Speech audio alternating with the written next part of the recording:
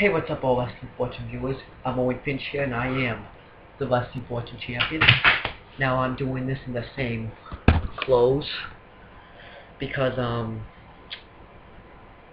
I am doing this on the same, pretty much like, no, it's like 1 in the morning, but haven't gotten to bed yet, so I'm gonna change up my pajamas later. Going to be giving you my thoughts on Money in the Bank 2010. And I gotta say, like, to me, from this point on, Money in the Bank was like the pay-per-view of the year, like one of the main pay-per-views to me. I liked it better than SummerSlam that year. I liked it better, a little bit better than Survivor Series, and I liked it better than every other pay-per-view except WrestleMania. Like, that was my second favorite pay-per-view that year. But I might be over-exaggerating a little bit, but this was actually a really good pay-per-view. Like, it was a good PG pay-per-view. Like, everyone's like, oh, and PG sucks. No one wants to watch PG because they are like the Attitude Era fans, but they actually put all the stops because they did because you can look at it and say this was really good pay-per-view, because I actually thought this was a great pay-per-view. And a lot of people, like, I can see why they don't put the Money in the Bank match at WrestleMania anymore, because why bother? They have this pay-per-view right here. Everyone's like, oh, and it's a WrestleMania thing. But in a way, you could make 2 stars in one night. You could make a star in 2 Money in the Bank ladder match. It's not going to happen this year, because we're going to get a star that's already made, but, oh well. Let's get my thoughts on the matches that were on this pay-per-view. We had, so the first match was Kofi Kingston versus Dolph Ziggler versus Christian versus Cody Rhodes versus Matt Hardy versus Drew McIntyre versus Kane versus Big Show in a SmackDown Money in the Bank ladder match. Oh crap, I'll look at that up later then. 26 minutes, and the match was 26 minutes and 18 seconds. Great way to start off the show. Like, it was just an absolutely awesome way to start off the show. There was no complaints in this match whatsoever. I enjoyed this match from top to bottom. Probably one of my favorite Money in the Bank ladder matches. It was 23-21. I'm going to say this match was this match. Then it's 24. I'm going to say 25, then 24, then 22. But because everyone got their moment to shine in this match, even if it was too late. Because first everyone went after Kane and Big Show, which made sense. Then we had like Kofi Kingston fighting off. I might go out of order, but we had Matt Hardy and Christian fight a lot in this match. We had let me think. Hold on. Like, amazing spots. Christian choking Matt Hardy with the ladder. And then Christian. Well, actually, we have a good spot with. Oh, I know one. We have Drew McIntyre slingshotting Christian into the ladder. He got like a big mean streak.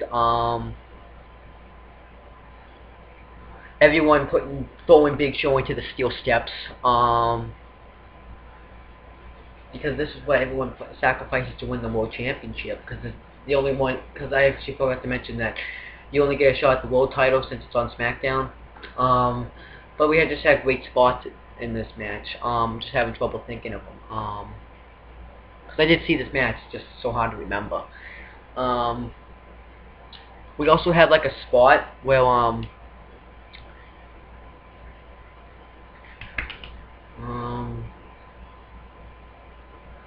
when Matt Hardy did an arm drag to Christian right off the top rope. When Christian did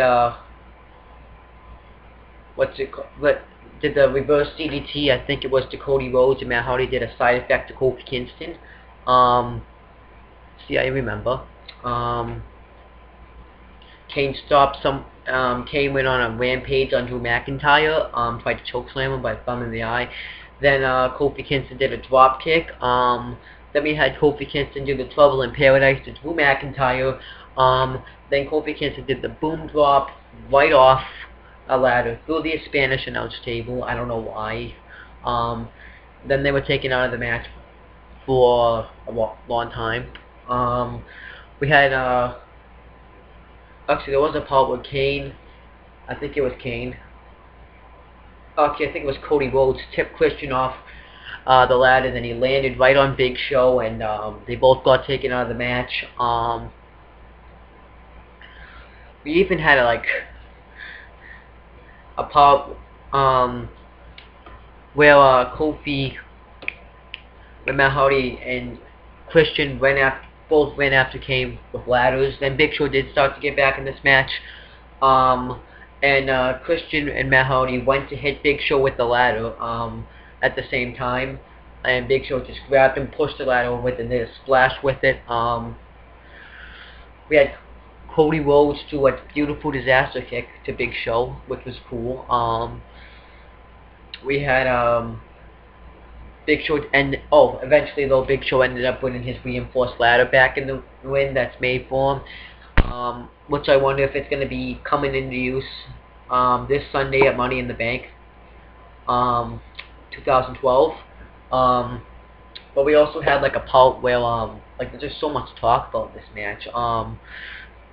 When Kane tipped the ladder over on the Big Show, and then everyone just barely Big Show, legit barely Big Show into a bunch of ladders. Then we had Kane. Well, I forgot to mention one part before I say Dolph Ziggler did a zigzag, and Cody Rhodes' back went right into the enforced ladder. And then eventually Kane chokeslammed Dolph Ziggler onto those ladders. He also chokeslammed Kofi Kingston on those ladders where Big Show was buried. Cody Rhodes tried to get away from Kane, but Kane ended up chasing him, and Kane rammed Cody Rhodes' face right into an ambulance. I'm gonna call it an ambulance because I don't know really what it's called. So he was Cody Rhodes and Kofi Kingston, Dolph Ziggler out of that match. Then we had Matt Hardy and Christian in the ring. They both did a power bomb to Kane, and then they both went at it trying to get the Money in the Bank briefcase. Then they both ended up falling off, actually that got a big reaction from the crowd.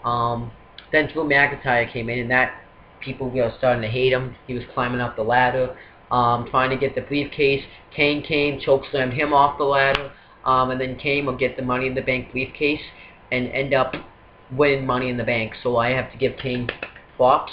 He ended up winning Money in the Bank. It was good. This match, no complaints.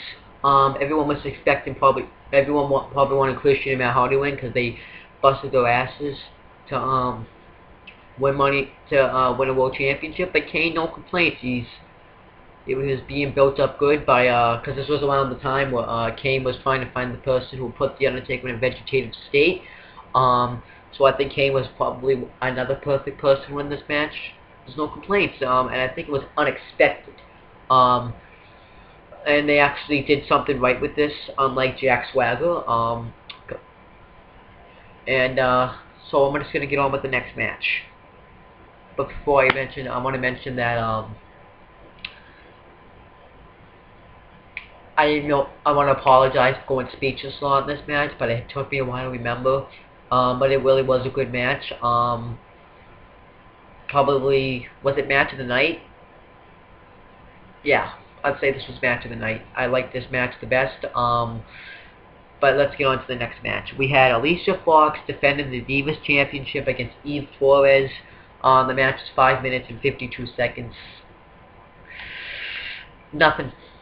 I didn't really like this match, but I could see why they put this match after, because the crowd needs to kind of calm down a little bit, because they just went through a big Money in the Bank ladder match, and if they had put the World Championship match, no one would have popped. And I'll tell you why it didn't go right after in a minute. if you put the WWE Championship match after this, no one would have really cared. If you put the the tag team match would have been fine. The more Money in the Bank, you can't have 2 Money in the Banks in a row. It just wouldn't fit right. So this match was probably it, and you could have put the other Divas match. I think there was a good time to put a Divas match on here. Alicia Fox ended up retaining by the scissors kick that Booker T used to do. So nothing special, but you needed to calm down the crowd a little bit. So I could see why they put this match after. Then we had the Hart Dynasty defending their Unified Tag Team Championships against the Usos, and the match was 5 minutes and 53 seconds. It didn't get a lot of time, but for the time they got, they did great in this match. We had I don't know which Usos which, so excuse me if I don't get them right. We had the Usos do a double team, and they did like the Umaga move in the corner when he put like his butt in your face, and to David Hart Smith. We had Tyson Kidd, who was a great person. Well, he's not a great person, but he's a great wrestler. Doing all these high flying moves like the drop kicks. He actually even went for, this would have been good. He went to roll up Jey Uso, and well, actually, I don't know, one of the Usos, and another Uso tagged himself in. He couldn't get it. Another Uso, both the Usos did a dub. One of the Usos threw Tyson Kidd to the other Uso, and he did a Samoan drop. Then he went for the splash, the Superfly splash, I'm just gonna call it. Tyson Kidd got his knees up, tagged in Hart Smith. He cleaned house. Went for the sharpshooter. Tamina provided distraction, and then Natalya ended up body slamming Tamina on the floor. And Tyson Kidd did a flying crossbody to one of the Usos, and then David Hart Smith made one of the Usos tap out to attain the Tag Team Championships. Very good tag team match. I will say I continued this feud, but unfortunately, the Hart Dynasty ended up breaking up, which was a bad idea, and Kane and the Usos are now doing nothing right now. They're just probably sitting back, going, Issa more, when they should be on the Tag Team Championship hunt. The next match is Rey Mysterio defending his World Heavyweight Championship against Jack Swagger, and the match was 10 minutes and 43 seconds. Impressive. Very impressive. Very good build-up. Rey Mysterio went to this match with a hurt ankle because of Jack Swagger's ankle lock. But it just wasn't that. It was just the match was very good. We had Rey Mysterio do a senton on the outside. Jack Swagger running up and doing a belly-to-belly off the turnbuckle. Jack Swagger did dominate the match a little bit. Bouncing Mysterio's head off the table, and he just really focused on that ankle. We had Rey Mysterio ended up kicking Jack Swagger in the head. He did a split moonsault, and he did a senton off the turnbuckle before he did that. Right before he did that, Rey Mysterio went for his patented bulldog when he gets his legs up and bulldogs you, but Jack Swagger countered into a suplex. Jack Swagger hit a gut wrench powerbomb, but Rey Mysterio, hooked him. The left leg, which caused Rey Mysterio to get his foot on the ropes. Rey Mysterio did a DDT off the top turnbuckle. And then Jack Swagger did end up getting the ankle lock on him. I think what happened was, I don't think this happened on purpose, unlike Eddie Guerrero's. But the boot went flying. And Mysterio got him into a roll-up and he pinned Jack Swagger. But, so, pretty much what AJ Guerrero did to Kurt Angle at WrestleMania 20. But the thing is, I think it was an accident, because I think Jack Swagger had the ankle lock on. Then Mysterio's boot came off because of the pressure that Jack Swagger put on the ankle. So I don't think it was Wade's fault. The match, though, was very good. Kind of a shame what Jack Swagger turned into. Because now he just jobbed Sheamus on Monday, which has been now yesterday. But for the match, not a bad match. After the match, we had a post-match assault by Jack Swagger. Then Kane ended up coming out making the save because he thinks that Jack Swagger put Undertaker in a vegetative state. Mysterio celebrated his win. Then Kane came out and he was going to cash in his Money in the Bank opportunity. So now Kane is the fastest person ever to cash in his Money in the Bank in the match. So Rey Mysterio had to defend the World Heavyweight Championship against Kane. And the match was 54 seconds.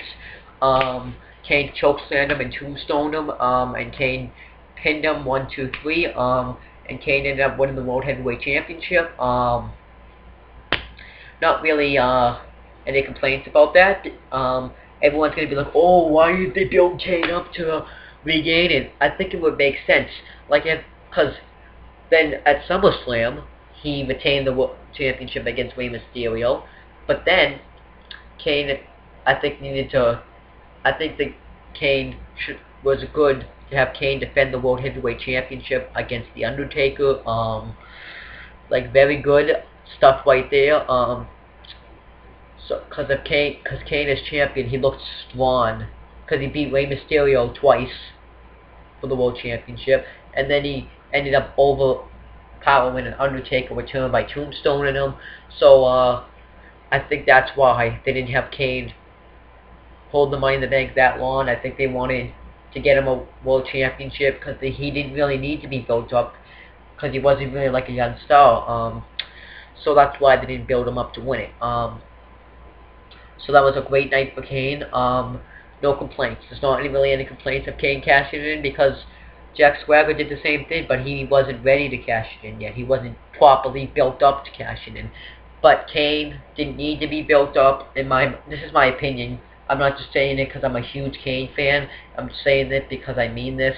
He didn't need to be built up. He was already built up enough for him to rise up and get the World Championship. And they also built his heel character as well. So let's get on to the next match. I can see why they put this match next. It actually wasn't that bad. It was Layla defending the Women's Championship against Kelly in a 3-minute and 56-second match. The only complaint about is Layla and Michelle McCool will call them, like, I don't, like, this is just my opinion, call themselves the self-professed co-women's champions, when really Layla was, because Layla, I saw this as well, beat Beth Phoenix, but Layla got the pinfall. What would have made better as a storyline is I would have done this. Layla could have said, no, I got the pinfall, I'm the women's champion. Michelle McCool's like, yeah, but I did the kick that got the damage. But Layla's like, but I pinned her.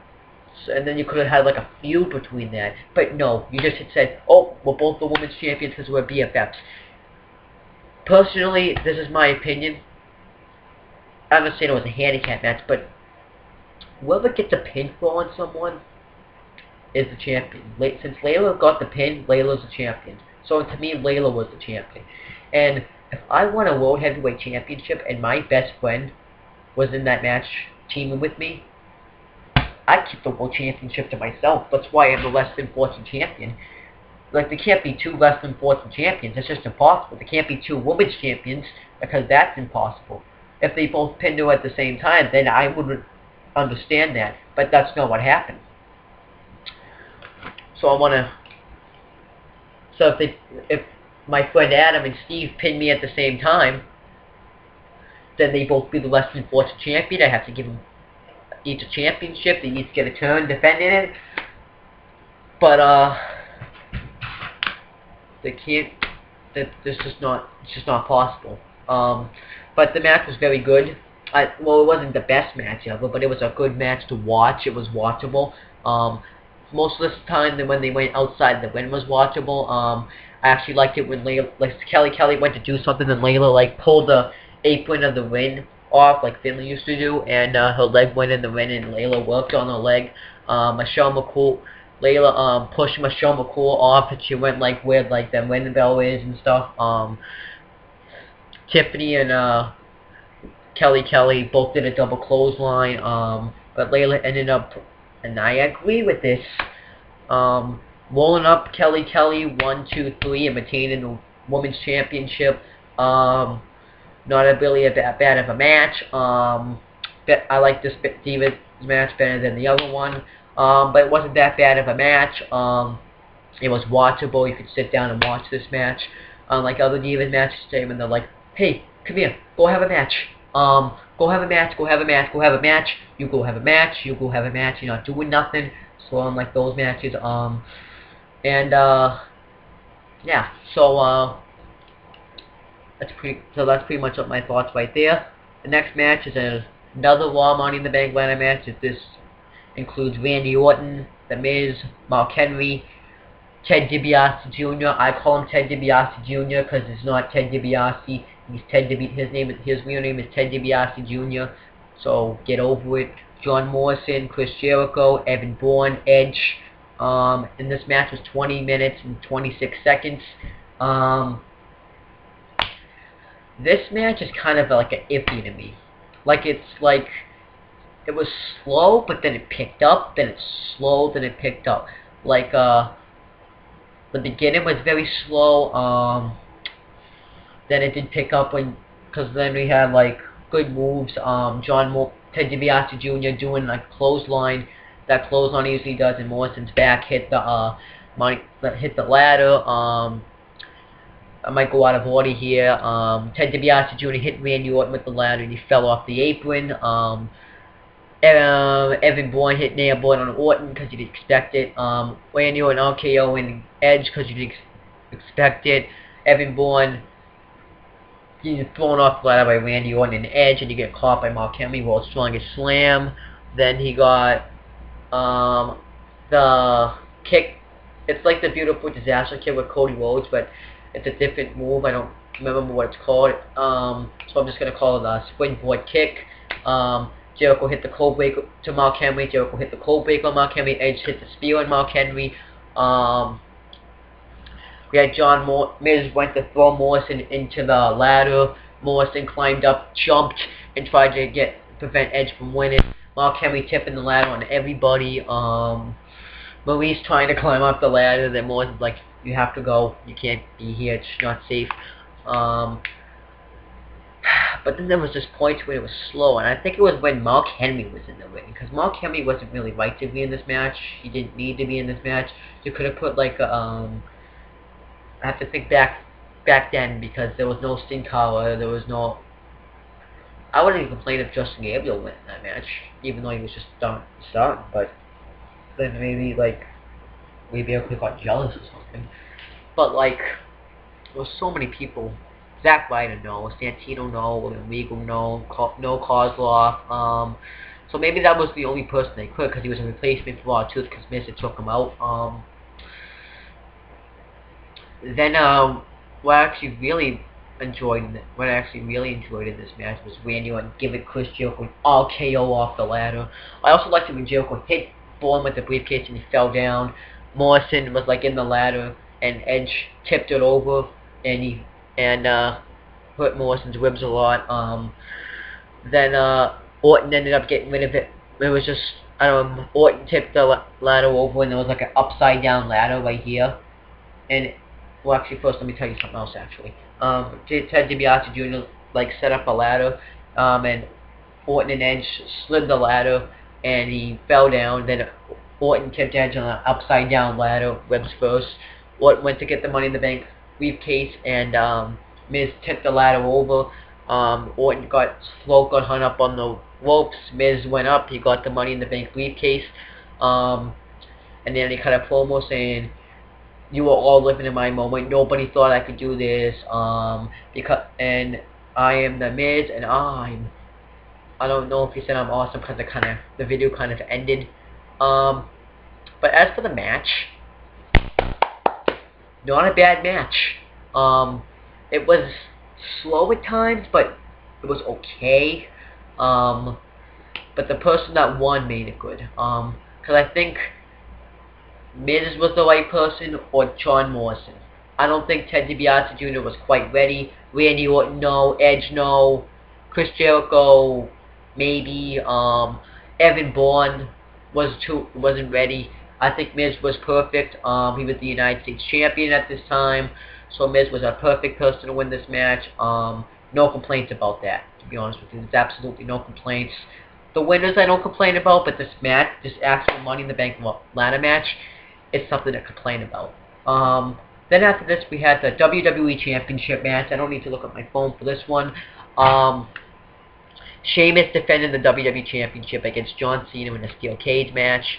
And the match, I have to look up the time limit, was 23 minutes. Exactly 23 minutes.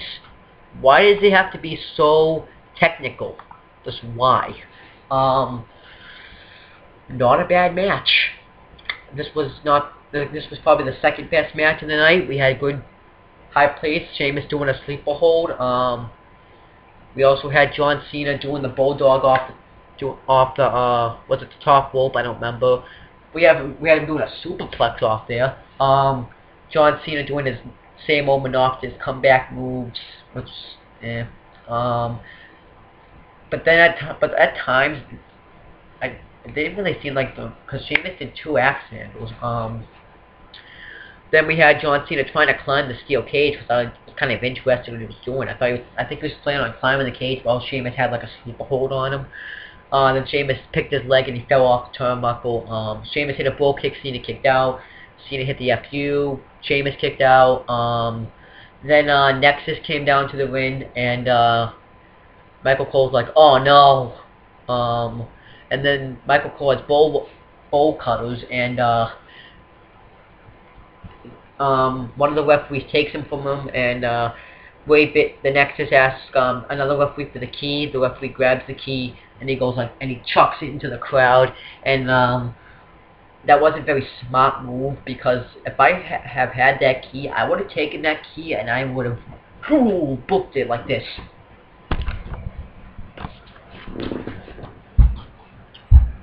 Hold on, my leg's asleep. I would have gone like this. I would have just been out of there. But by the way, this is yes. It's just backwards because of the reflection. But that was funny. Then we had John Cena with the STFU to Sheamus in the win. Sheamus attacked him, but the referee got knocked down because I don't remember why. Oh, because I guess Sheamus got rammed into the referee by accident. Cena tried to escape. I think Justin Gabriel got an arm drag off the cage into the ring. Nexus prevented Cena from getting out. Sheamus got out, he booked it like that black person in that Jason movie when Jason was about to kill him. I don't remember his name off the top of my head. Or maybe when Jason's running when he's not even supposed to run. Then we had Cena pissed off, so Cena beats up both Darren Young and Michael Tarver. Guess Cena's racist because he's beating up black people instead of Wade Barrett, Justin Gabriel, Heath Slater. So I don't think he's racist though. Maybe it's just WWE being racist because he's beating up only the blacks. So then John Cena takes the Nexus armband and leaves. Before I saw this match, I thought he had put it on. I think it would have been like, is John Cena joining Nexus? So, and the thing is, where do Wade Barrett, Heath Slater, Skip Sheffield, also known as Ryback today, and Wade Barrett, Heath Slater, and Justin Gabriel go? They were like, wait, there was one more. Oh, it was Daniel Bryan, but he's not there no more. But he was released at the time. But they were like gone. They like just they like we didn't even see him. I didn't even see him leave. Then we see Yun and Tavo. Oh wait, Gabriel was in the win. So yeah. But where did they? But like they couldn't come help their group. I don't know. But this actually did build up better things. But as for Miz, I should have said this. He did end up cashing in Money in the Bank on Randy Orton. After the Nexus had attacked him before Wade Barrett's championship match with Randy Orton. They had the match. Orton got weakened in that match. Then Miz came out. And there was actually a match, like it was a vulnerable cash in, but at least they had like a legit match. So that's pretty much it. I'm gonna post the other Money in the Bank reviews. This is my first pay-per-view wise Money in the Bank review. Now I get to my final review, which is 2011. It should be very interesting. Maybe predictions video on Saturday, hopefully. I don't think I'll be doing a live reactions. My live reactions are failing. I can never upload them because they're too long. That's pretty much it. I'm gonna leave all that stuff I usually leave in the description box. That's pretty much it. Peace out.